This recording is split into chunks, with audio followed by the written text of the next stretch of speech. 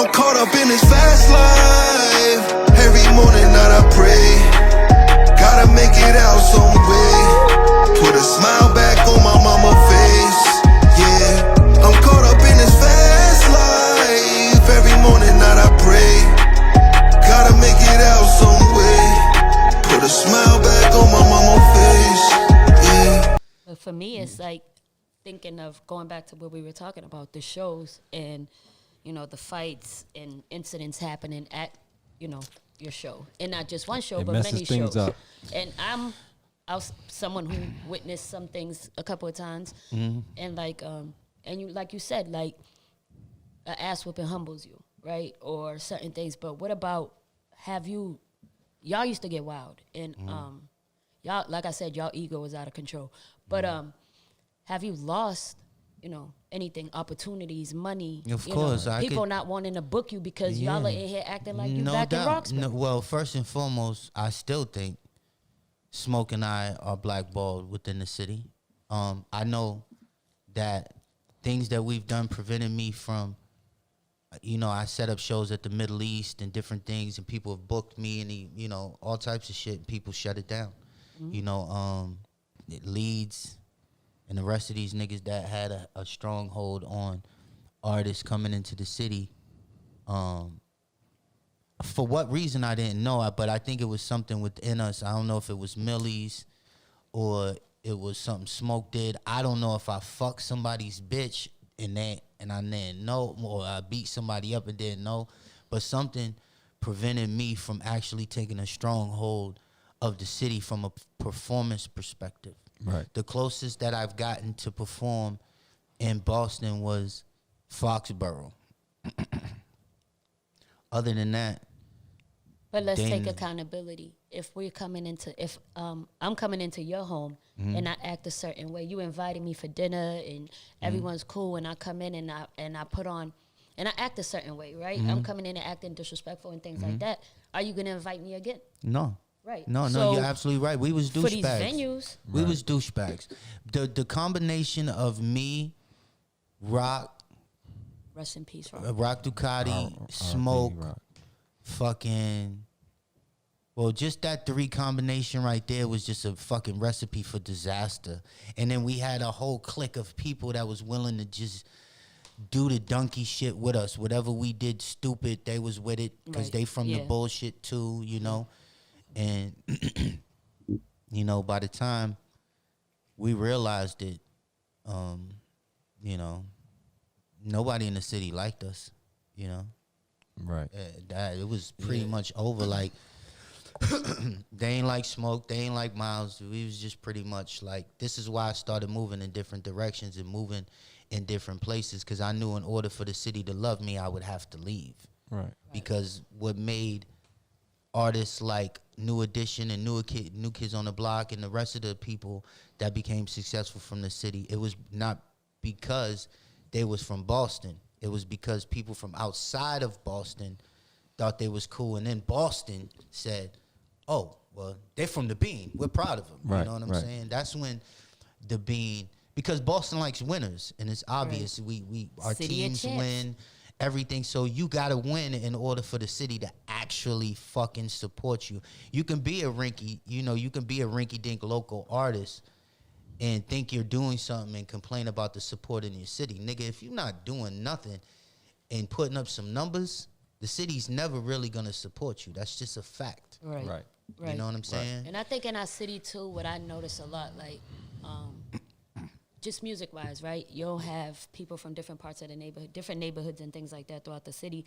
And of course, through their music, they'll probably shout out whatever their project or hood or street that they're from.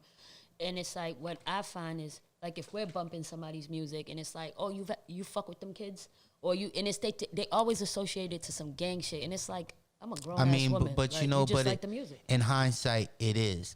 Because the one thing, this is why when Colleen comes to the city or anybody comes here or we start moving around, I always tell somebody that's from our city, yo, take the Boston mentality out your brain. Yep. Right? Because we're on high defense mode. We're very paranoid. We don't trust people, at all. right? And the thing is that it is gang affiliated, because here's the thing. I can't fuck with you if you got a problem with my man. Now, I may not come lay down on you or sit on you or let something go on you like my man's gonna let something go on you, right? But I just ain't fucking with you. But I can't fuck with you. I fuck with you, but I can't fuck with you. But that's right? y'all, right? You know? And that's street beef, and I get that part. But when you have people that are not in the streets, that's not citizens, that just like the music for the music, they don't want to hear, oh, you fuck with them kids. They don't want to hear none of that. Because, you know what I mean? It's just like, we listen to people from Chicago. They gangbanging. They talking about they hood and sets. Yeah, you know but what I mean? you speaking about niggas from Chicago, niggas from LA, niggas from Boston, right? We can't differentiate where you from, right? So if we see you dress like us, you talk like us. I didn't know you was from Swampscott. My apologies. You're a civilian, right? But niggas in Boston can't differentiate that. We're not educated enough to differentiate that. Right. You understand? Right. That takes cultivation and understanding, or maybe a conversation and figuring out this is where you're from. But even with women, you know what I mean? Like a girl could like a particular song or something, and it's prime example. Let's take a track in the Bean, right? In the Bean had several other.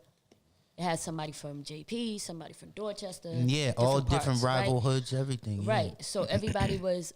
I think everybody talked about. No, I know everyone rapped about the areas that they came from Boston, but I don't think anybody really repped like whatever.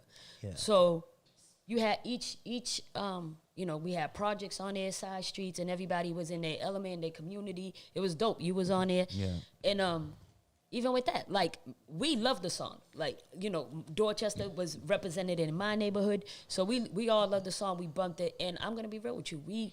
I always, you them niggas or this person, like, one of the people that they spoke about in the rap song, I don't even know this dude. He's on the song that, whatever, but that song introduced me to him. And again, I don't know him, just know of him. But that's why I liked it. I liked that record because here's the thing. Smoke could have did the record with the homie from Heath Street, right? It wouldn't have got the same response if he didn't do it with all of them. So that response, even though somebody from Academies or Castlegate or wherever, or H Block, whoever's on this record, right? They might got beef with each other, but the dudes from H Block still gonna vibe and listen to the record because they man from H Block's on it and vice versa. That's why I thought it was a genius move. Bringing the city together. I thought it was bold of Smoke to do it. You know what I'm saying? And I thought it took balls because you got a lot of niggas that's just even scared to ride down the streets, let alone stand outside or, whatever. I thought it took a lot, and, I get what you're saying. And now being an adult, right. I got a son in college. I got 2 children at home. I'm married. I got the house on the hill. I got the dog. I got the, you know what I'm saying? Like, I'm different now. I can admit to my wrongdoings and the things that we did at that time. All of us, including Lean, we was complete donkeys. And the things that we did were things that today we cringe about. I can't believe I did that. I can't believe I went through that. We sleep at night. We dream about things. Like, you got to understand, life took a toll on us. But one thing, and this gets back to the conversation about the youth getting life in prison at a young age and shit like that, because we was that. Right. Me and Lean was supposed to shit. So when we sit down or we went to jail for whatever we went to jail for, we looked at it like shit. I had to go to jail for something, right? You know what I'm saying? So, but it's growth. Like we talked about, you being an adult today and what that looks like, and being married and having the house on the hills, and shit, I'm about to go put on the royal panties now. They gonna be the house on the hill. Yep, I got you. Hey, my thing is too, like, if somebody's listening to music, I really don't care what you listen to. Even if, what I'm saying, I got a problem with the person or something, I really don't care. I'm not telling you, especially a civilian, I'm not telling you what to listen to. You know what I'm saying? Like, I don't really care. Like it don't bother me none. I Like think listen that's to like what the- you know to the listen to 18-year-old because me- it doesn't matter. The 18-year-old me would have been like, yo, fuck them niggas, the bitch ass niggas. We and- got pressure with them niggas, you know. When you're young, but now as adult, that shit's so As an corny adult, to me. okay. Like I don't want to hear So about. this your is how it street was even when I was young, right? Even if a female was listening to somebody I didn't like or mention somebody I didn't like, I would say I don't know who you're talking about. Right. Or I don't know. That's because you sneaky. I just Yeah, like, but I don't no, know. that's because You he know what I'm got saying? Getting the info. he got taught properly. I would be like, I Lee's don't know. getting info. Ladies, You know what I'm pay saying? attention. And I'll just listen to what you're saying about this person, but But you I'm know how like, many yo, girls listen, I don't don't know know what that? you're talking about. I don't know him.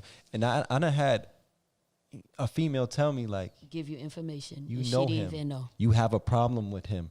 Your friend told me. And I'm like, what you talking about? And I'm like, nah. Yeah. Because my thing is, if somebody's not involved, why involve them? Right. And why give information to somebody else that's not involved? That's more people that know the business. I always feel like See, I don't understand I feel that. like you don't say nothing because you. That's how you get the information. You gotta watch Lean.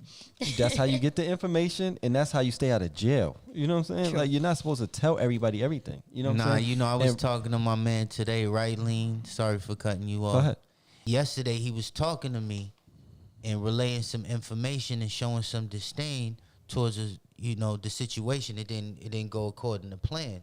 And he said to me today, why wasn't you giving me, any commentary towards it? And I had to let him know. Yo, bro, you had your little brother sitting in the car. Now, Right. your little brother is my brother. Don't get me wrong, right? But when you got somebody else in the car, I don't know whose pussy he's sucking, right? I don't know who he talks to at night, who he's pillow talking to. So what I got to do is be careful about that particular situation and wait until me or you and I have a privy council. Yeah. The niggas don't understand that. A lot of us die and get killed over because I had to explain it to him because sometimes people have a hard time interpreting certain information that I'm giving to them. So I had to dumb it down and tell them, right? I said, yo, when you say something to Felicia, and Felicia tells her cousin Tanya, and Tanya decides to tell Omar, but Omar's connected to this nigga. Yep. By the time it gets to Omar, The story's different. it's distilled. Yeah. He's like, what is distilled? I said, distilling is when you take something that's liquid, heat it up, allow the steam to drip out, right? Yes, it's a grape. But that grape ain't doing the same thing to you no more, my man. That grape is changing your mindset. That grape is going to alter the way that you're thinking. That's why they call it drunk. Right. Right? So once he got that rhythm of conversation that I gave to him, he got it. And then I gave him my commentary. But you got to be careful of the words that you spew into the universe because you may be manifesting something that wasn't even for you. I'm caught up in this fast life. Every morning night I pray. Gotta make it out some way. Put a smile